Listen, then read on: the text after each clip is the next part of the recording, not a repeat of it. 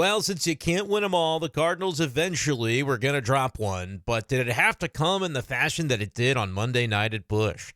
What's going on, everyone, and welcome into this edition of B-Schaeff Daily. Brenden Schaeffer with you. It is Monday evening, late hours at this point, March 31st, 2025. It'll be April Fool's Day by the time you listen to this podcast, but no fooling about the fact that the Cardinals lost on Monday night, 5-4 in extra innings, as they squander a solid start by Miles Mikolas and a decent enough performance by several in the lineup, but the Cardinals just were not able to put enough of those quality at-bats together in the clutch to be able to get this win. And really, you can point to a lot of different little moments late in this game as it came down to needing some crisp play and some perfect decisions to be able to get over the hump, and the Cardinals just could not quite put it together with the route that they went in this one. We'll talk about some of the, I guess you could say, controversial moments of the game. A decision to take Ivan Herrera's bat out of the lineup a little bit earlier. Oliver Marmol actually explained that in the FanDuel postgame,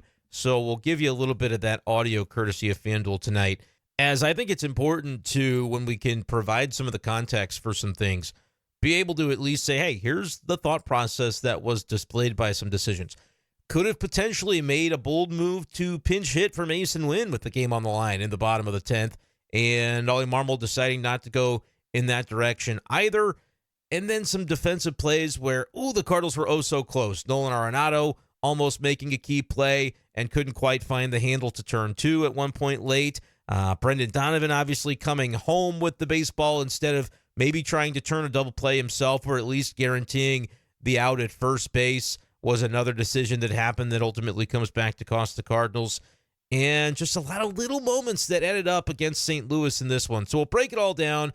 I would love to hear your comments in the YouTube comment section. We also did a live stream postgame on Sports Hub STL. If you missed that, worth going back and checking out me and Ethan Hannaford kind of going through this game. But I want to add a little bit of context now that I've heard what Oliver Marmol had to say on the FanDuel Sports Network postgame. But first, I want to let you know about Kevin Foley with Universal Windows Direct. He is presenting this episode of B-Schaeff Daily, and for over 20 years, Universal Windows Direct has been upgrading homes across St. Louis, but if you want the best in the business, you need to talk to Kevin. With expert advice, unbeatable deals, and a passion for perfect windows, Kevin will help you find the perfect fit for your home. And right now, if you buy 2 windows, you'll get 2 free. Plus, ask about their special financing offers. Don't wait. Call or text right now. Here's the number, 618-520-1234 today to schedule your free estimate, and you'll be saying, I love my windows with Kevin from Universal Windows Direct. So once again, the number's right there on your screen, 618-520-1234. Give Kevin a call or a text. He's a big Cardinals fan, and if you're in the market for new windows for your home in the St. Louis area, Kevin is the man to contact. And, of course, we appreciate Kevin for his partnership with B-Schaeff Daily here this week. All right, let's talk about that loss for the Cardinals. 5-4 loss. I hope that we can kind of avoid the sky is falling mentality after that one. It was ugly. There's no doubt about it. It was a rough way to lose a game because it felt like there were also so many ways for the Cardinals to have won this game, and they couldn't quite get to that, over that hump, if you will. And I do think an intriguing element of tonight's game to talk about before we jump into the meat and potatoes of the game action is what we saw from the crowd. The smallest recorded attendance in Busch Stadium 3 history when you take out the COVID-impacted attendances of 2020 and 2021. Just 21,000 and change, the reported attendance tonight, and the picture I saw from first pitch from Benjamin Hockman, and again, I was not at the game tonight, but that first pitch pick, I should say, seemed really, really lean there in the crowd. And we can talk about all the reasons for it. It's cold out. It's still a school night. The season just started. It's a Monday. Like, all of these factors. I mean, you got Mike Trout coming to town. He's not really the draw that he once was because you're not even really sure if he's going to be healthy. That's understandable. 21,000 and change to be the smallest recorded attendance in Busch III history with no COVID restrictions. 21,206 was announced. I'm telling you, and that's the paid attendance. That's the tickets sold, I would have to think. and it looked like maybe 5,000 in the stands. I don't know. You tell me if you're at the game, if you had an opinion on that. It's notable, man. Here's what I'll say, though. If the Cardinals continue to play a good brand of baseball, I think the attendance woes are going to go away. Maybe I'm an optimist, and I understand, too. People want to send the message to ownership. They like what the Cardinals did this weekend. They like the Cardinals sweeping the Twins, but they also want ownership to kind of feel it a little bit. And they're saying, I'm not going to go out of my way early to brave cold weather and do it on a Monday, and I've got family. I've got all of this things going on that we all have in life. I'm just not going to make it a priority yet until they really show me I've got a reason to. And even if you bought in after the weekend and said, hey, this Cardinals team's actually going to be better than I thought, I'm already ready to buy in. Well, that's fine, but I also don't think that changes like your life plans for Monday and Tuesday of this week. You see the Cardinals bombard the Twins yesterday, doesn't necessarily mean, hey, I'm going to go on down to Busch tomorrow. I think if you're a single 20-something, man, it's easy to do. If you live downtown, especially if you live in St. Louis County and you're not, you're at that stage of life where that works for you, man, more power to you. I'm jealous of it. I'd love to just go to the ballpark and hang out, not in a working context like I'm usually down there. Totally be good. But guess what? I'm not a single 20-something, not single, not 20-something, and wouldn't pick it to be any different than that, right? Got a family. That's what it's all about. But for families, man, you do have to consider the school night and the getting up early the next day for if your kid's got to go to daycare or you've got work or whatever it is. Like, there's a lot. And so I don't think, even if you love your St. Louis Cardinals, I don't think I can blame you for going, I'm going to wait and see. I'm going to wait and see a little bit. I like what I'm seeing so far, but I'm not going to, uproot my life. We get to May. The Cardinals are a few games above 500. They're still playing this exciting brand of baseball that they've shown so far. I think fans are going to buy back in. I totally believe that they will. I'm not surprised that it was a lean crowd tonight, and I bet you tomorrow's going to be just about the same unless the weather ticks up more than people expect and you get a little bit of last-minute action from people deciding to just kind of go downtown and make it happen on the fly. But there's not going to be as much of that until the weather warms up and school lets out, in my opinion. And then people, if they're seeing a good brand of baseball by then, I think you will. I think it's going to end up being okay on the attendance front. But this is a sign of things to come. Definitely something for the front office and the ownership group especially to be paying attention to, because that message is being sent. And look, man, I think the rumors that people have said, they're going to sell the team, the DeWitts are going to sell. I don't think they are. But the comments last year from DeWitt III where he said, well, you can threaten to boycott or whatever, but really that's just, a mistake for fans to do that because all we do is pour the revenues back into the team. And if, they don't come, we're going to have to lower the payroll. Well, guess what? They're lowering the payroll anyway. If it's a situation where long-term the Cardinals ownership continues to believe it's not going to be able to afford, to put up a compelling payroll, which right now they are, according to some of the publicly available data, which I know nobody opens their books, so we don't really know. But a lot of the information out there seems to suggest that the Cardinals are not taking the same slice of their revenues and pouring it back into the team this year. They're ranked in the bottom 10 in the league in a graphic I saw earlier today. Now, the Cubs are even worse in terms of their percentage of revenues being spent on payroll. I guess that's the projections of last year's revenues. We don't know for sure. But the Cubs were projected over like $500 million in revenue. And even though their payroll is $200 million, it's still a pretty small percentage relative to the money they're bringing in. Cardinals in a similar spot, but also I think they are worried for their revenues because of the TV situation, because of the decline in ticket sales. And so they're bracing for a lot of those things in the way that they've approached this season. But if I'm a Cardinals fan, I'm like, you got more money than I do, and I support this team anyway, but I do have a line. That's what I think Cardinals fans have said, and I'm not going to support to the same level if I'm not feeling that support back or if I'm not feeling like the organization is heading in the direction that I want. And so Cardinals fans are using their voice. I certainly think that is more than within reason.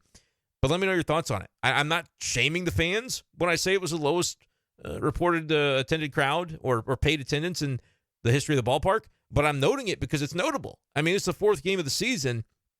That feels notable for a team that has always prided itself on getting the fans down to Busch and get the butts in seats. Let me know your thoughts on that, Cardinals fans, and now we'll kind of get into a conversation about the game itself, but I certainly wanted to make note of that because I thought it was interesting.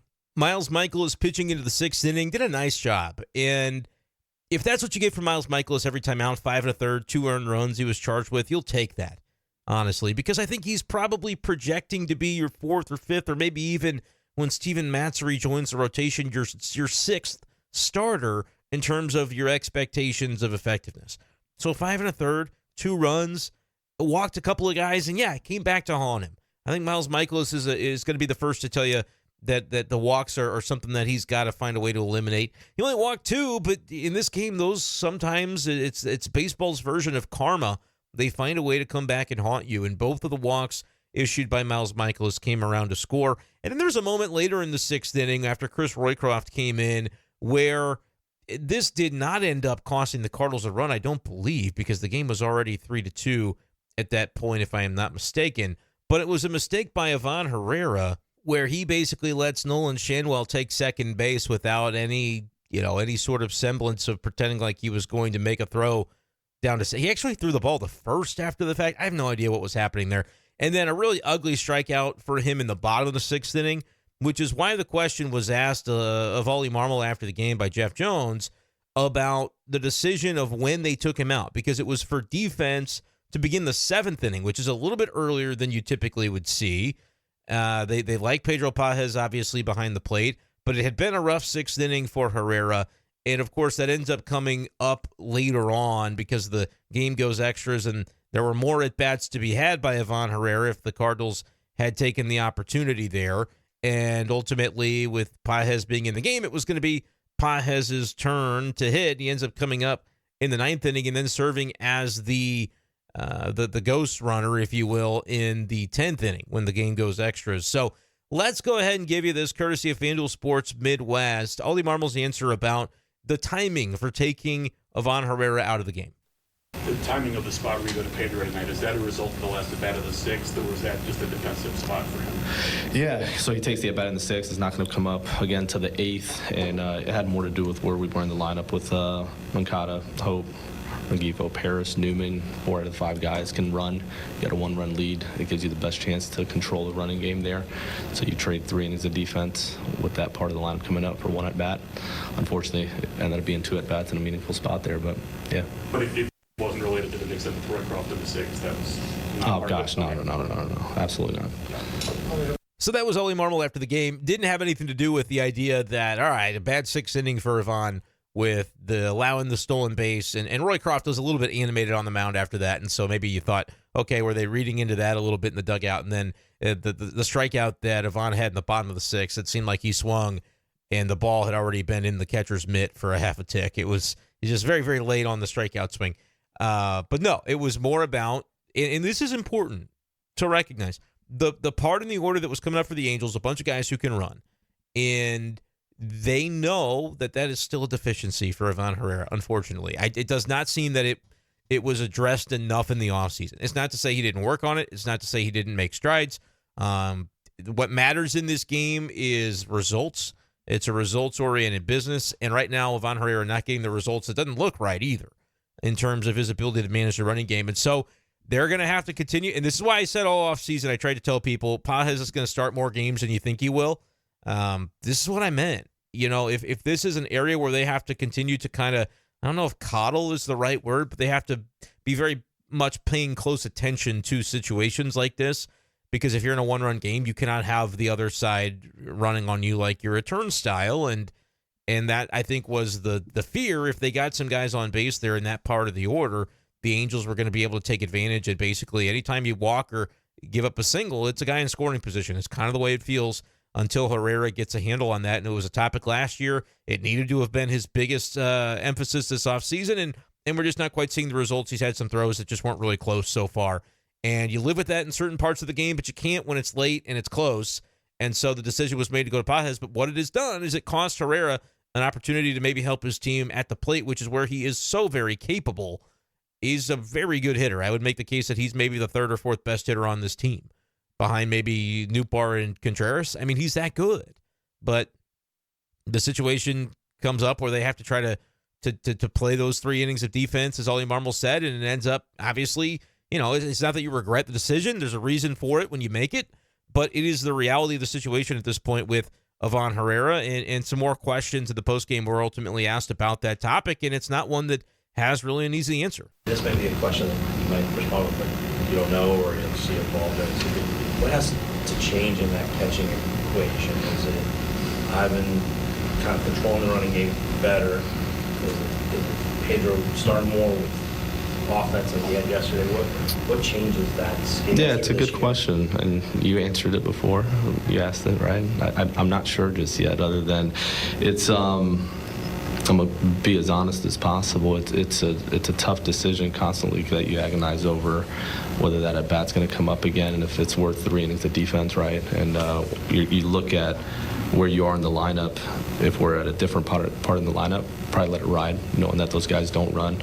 But when 4 out of 5 guys can take a bag, you got a 1-run lead, it makes the decision for you.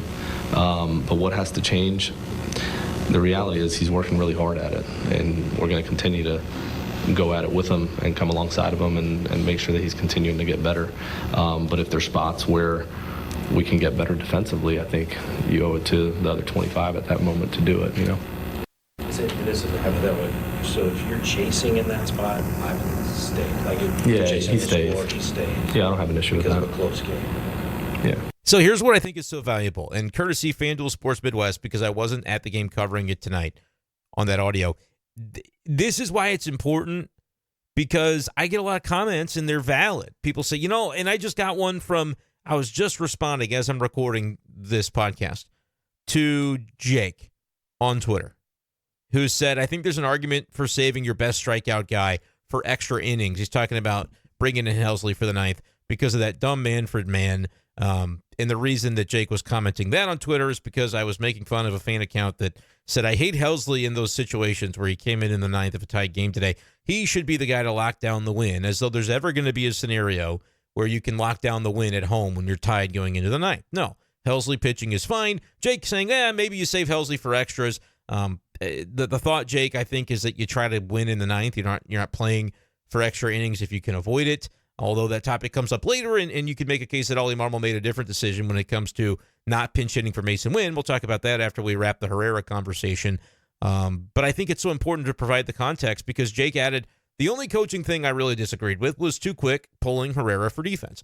But then you at least get the explanation from Oliver Marmol if you listen to his quotes after the game. If you these great questions being asked by the reporters that were there tonight, and I'll be there tomorrow, doing the same thing, trying to get to the bottom of what's going on in each game, right? I think that carries value. If you're going to say, the manager stinks, and look at what is going on, consider what he's considering, and then try to put yourself in those shoes. And if you still disagree, that's more than fine. But I think there was validity to Oliver Marmol going defense in that spot. And first of all, Pedro Pages has done a nice enough job at the plate as well. Had a really good game on Sunday. Herrera's a better hitter. There's no doubt about it, but he has still strides to be made. There's a ways to go for Herrera to get to the point defensively where you don't have to be looking over your shoulder every time a guy gets on first base and could represent the tying run late in the game. I absolutely understand the direction that they went with that decision. Unfortunately, Fernandez ends up walking a guy, and you do allow a run to score. And then that's what puts you into the situation where you really would have been valuing the additional at-bat that Herrera could have taken, maybe 2, if he would have been able to stay in the game for the long haul. I'm not saying it was right or wrong. I'm saying at least there's a thought process behind it with what Oliver Marmol did there. And I find it very defensible, because I think you have seen a number of times already this year, and certainly we saw it last year with Herrera, where it is kind of a turnstile mentality against him. And I think he's, again, one of the best hitters on the team. It's not sustainable, and he's working on it. Always said he's working on it, and there's not an easy answer for it. But I think I can sit here on the outside and say that the reality is if those strides are not made in short order, it's going to continue to be something that teams will look to exploit against him when he's behind the plate this season, and the Cardinals are locked into close games. So that's, I think, a really interesting angle on a decision that was made that people maybe disagree or agree with, whatever their perspective might be. There were more, though.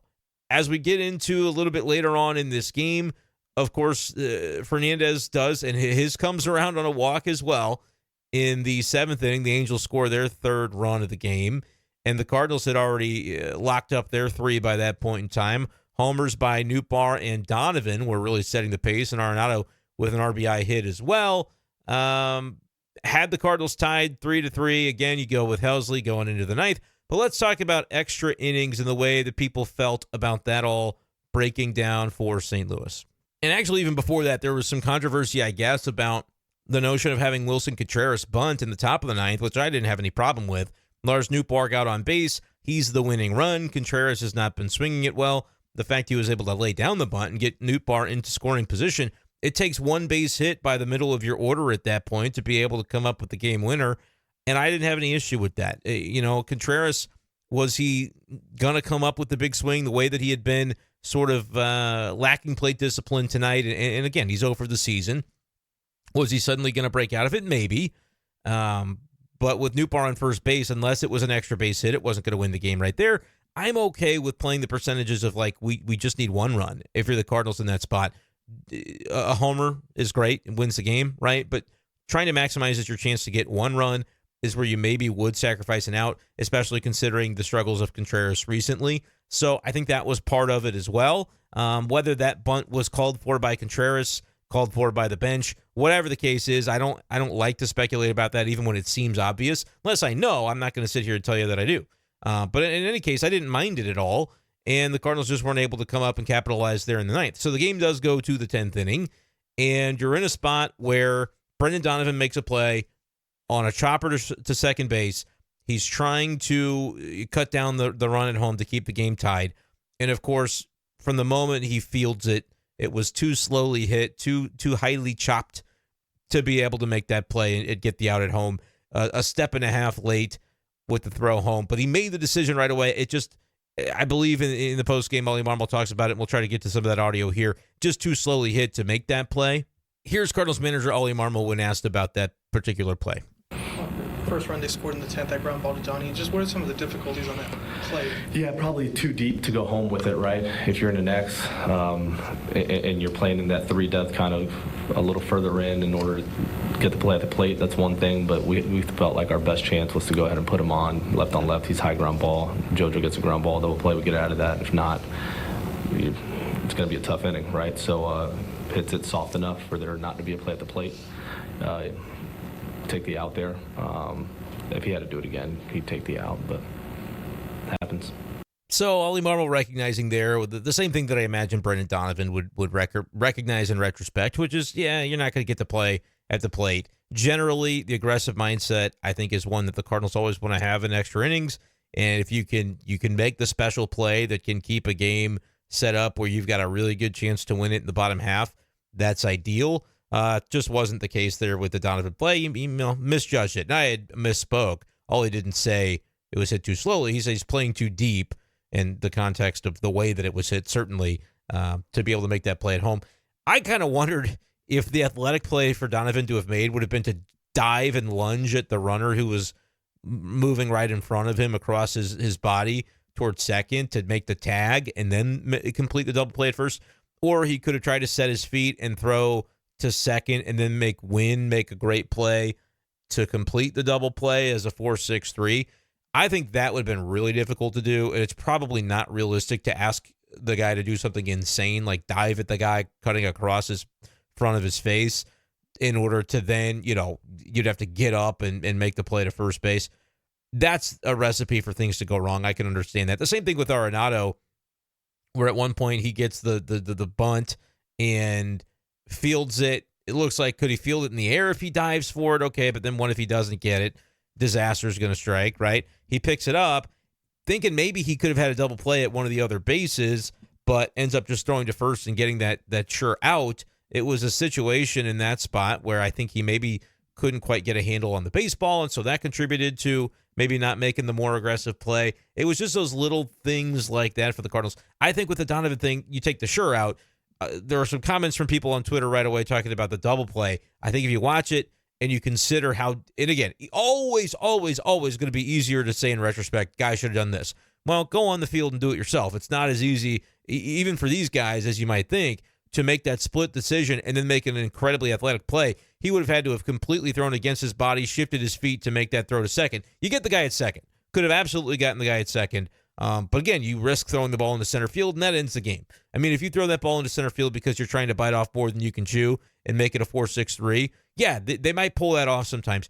But the way that it goes wrong is ball goes into left center field, multiple runs score on that play. You still didn't get any outs, and you can basically not even bother in the bottom half of the 10th to try and put up multiple runs. But the Cardinals ultimately do bother in the bottom half of the 10th, thanks to Victor Scott makes a nice catch in center and then able to double the runner off a second or he doubled him off, or he was trying to advance from first. It was a weird play. Anyway, they ran into the final out of the 10th. Bottom of the 10th inning, Pages is running. He's not the run that's important at this point because the second run did score on the sacrifice where Scott made the play at second. The run crossed the plate first, and so the Cardinals are down 2. Now, we see Oliver Marmol start to go a little bit aggressive. He pinch hits for Jordan Walker with Alec Burleson, and guess what? It works out. Burley gets a base hit, and Pages later scores on a sacrifice fly by Victor Scott. So you have Masyn Winn's spot in the order up, and they would just show a willingness. They're going to pinch hit for Walker and give Burley that shot. Burley comes through with the hit.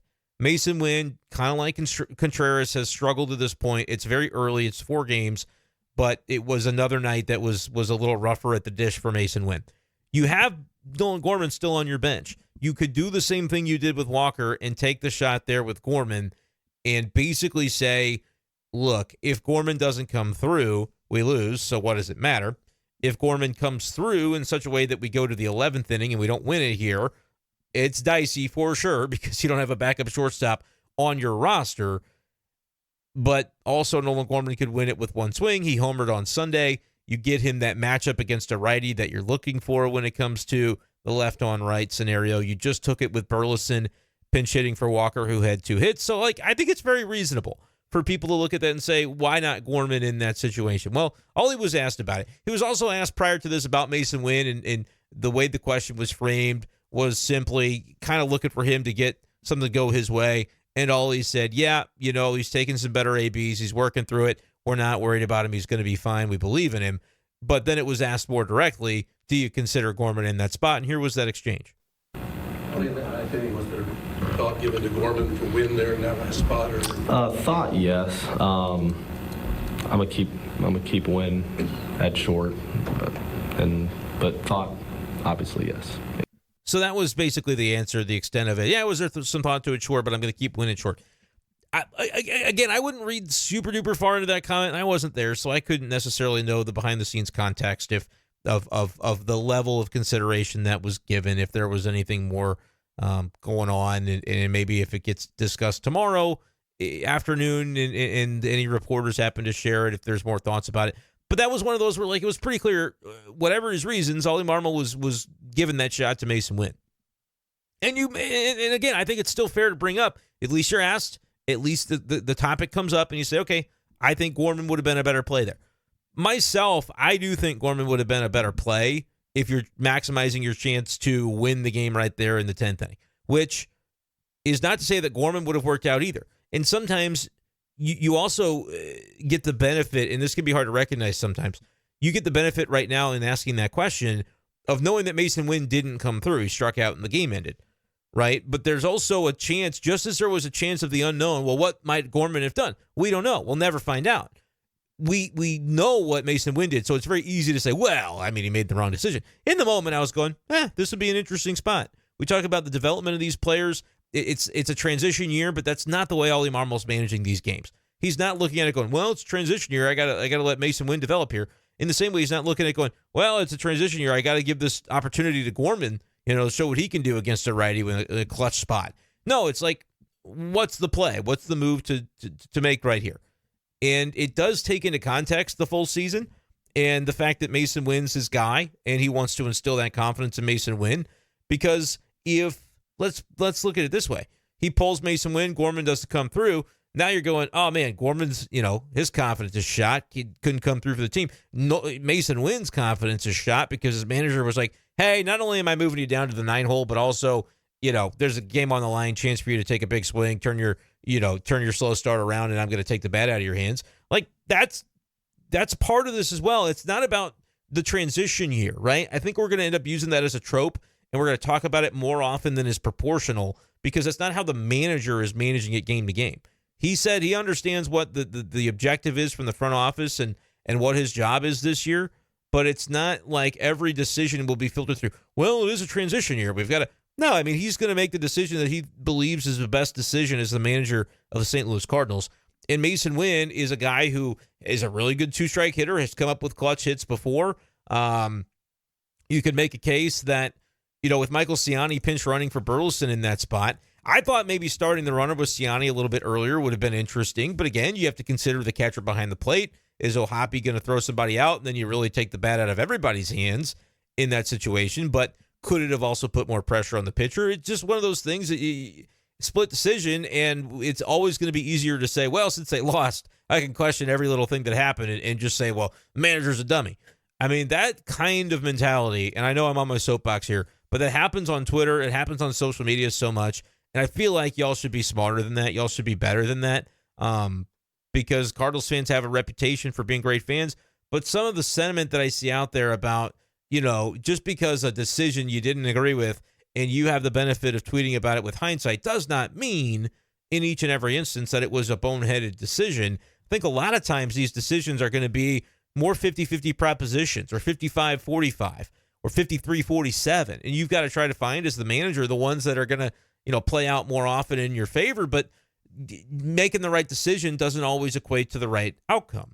Process over results, and you may even disagree with the process. But I think there are times that it just people are a little too comfortable with how certain they are in their criticism. You can be critical, but the certainty with which people go, oh, the guy's an idiot. I mean, how could he possibly leave Masyn Winn in that spot? Nobody was pining for Nolan Gorman a week ago, all right? Like, he homered yesterday, and so now everybody's ready to rock and roll with Nolan Gorman. But there are a lot of people saying, oh, Nolan Gorman, right move to have him be on the bench. Like, the recency is something that I think we have to be a little bit careful with. But it was just, I can just tell you from covering Oliver Marmol, the way that he answered this question, Masyn Winn was going to be the answer there. The reasoning, whether it's to instill confidence in him, a belief that he's not going to take the bat out of his hands for giving Gorman the look, when Gorman is not exactly a guy that's had a huge spring and did have a successful day yesterday. I think there's more belief in Masyn Winn to put the ball in play than there is Nolan Gorman from the manager. And I think that's probably accurate, even with the struggles right now that Masyn Winn is having. That Burleson was the choice off the bench before it was Gorman, right? Walker comes up. They bring Burleson in for that spot to either hit the home run to make the big swing happen, or just to keep the line moving with a base hit, which is what he ended up doing. So this notion that Gorman was automatically going to succeed, not factual. Even though I kind of sit here and go, yeah, I would have been very intrigued to see what that would have looked like. But I also don't have to manage the team the next day or the next week or the next month. And again, I'm not even talking about it in the context of 2026 and it being a transition year. I'm just talking about Masyn Winn right now. That's his guy. There's no backup shortstop on the team. And so that's obviously the guy that the Cardinals want to see get going and be able to come through in those spots in the clutch the way that he did many times last year. The one part that I'll kind of not disagree, but I'll say I'm skeptical that it played a part was that, well, I'm going to keep Masyn at shortstop. And he didn't really go on to say, like, for the 11th inning, if we should get there. I think that was just, I don't want to read too much into that comment. I don't think Oliver Marmol was saying, well, we don't have a shortstop on the bench, so we had to leave Masyn in there. I think he maybe gave a thought, but he wasn't going to take Masyn Winn in Game 4 of the season out of that situation, because it's one that he has confidence in his player to come through, and he'll be able to look him in the eye after and say, dude, you're going to get the next one. No big deal. He's going to know, Masyn Winn's going to know that his manager, if it was thought about, it was fleeting at best. And whether or not that's valuable, you can decide that as a Cardinals fan. Should there be an emphasis? And you could say, well, what about Walker? Like, Walker didn't get the same benefit of the confidence? Yeah, there are other outfielders on this team, I guess you could make the case too, though. In the case of Masyn Winn, like, he's going to be their ride or die at shortstop. They don't have a backup shortstop on the roster. I was debating people today about Ciani versus like a Barrero being on the roster. Barrero could play some center field, but he also could back up Winn at shortstop. They don't need a backup at shortstop. Like, I think if Ollie Marmol thought Gorman was the better option and was confident enough in that to make the play and to pull the trigger on it, he would have done it. The lack of there being there's no shortstop on the bench, I don't think was genuinely prohibitive in this situation. I could be wrong. I could ask him and then he could tell me I read it completely wrong. But I think it's more about the confidence in the player than it is like, oh, we don't have a backup.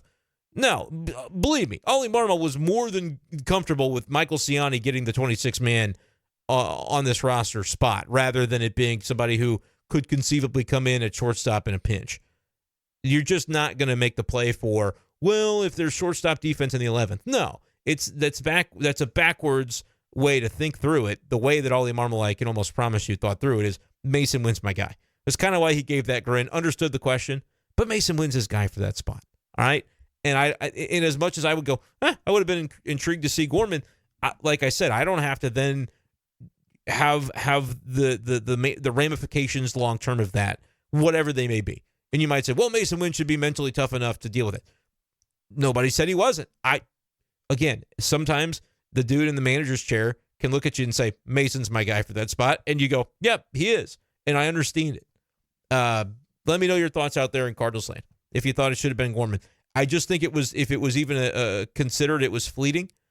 And if he had a Burleson clone, if Burleson could bat for Walker and then could come up again and bat for Winn, then I think he might have done it. But I don't think you can look at the, one game from Gorman yesterday and just say definitively he's going to put the ball in play to extend this game more likely than what, Masyn Winn's going to do.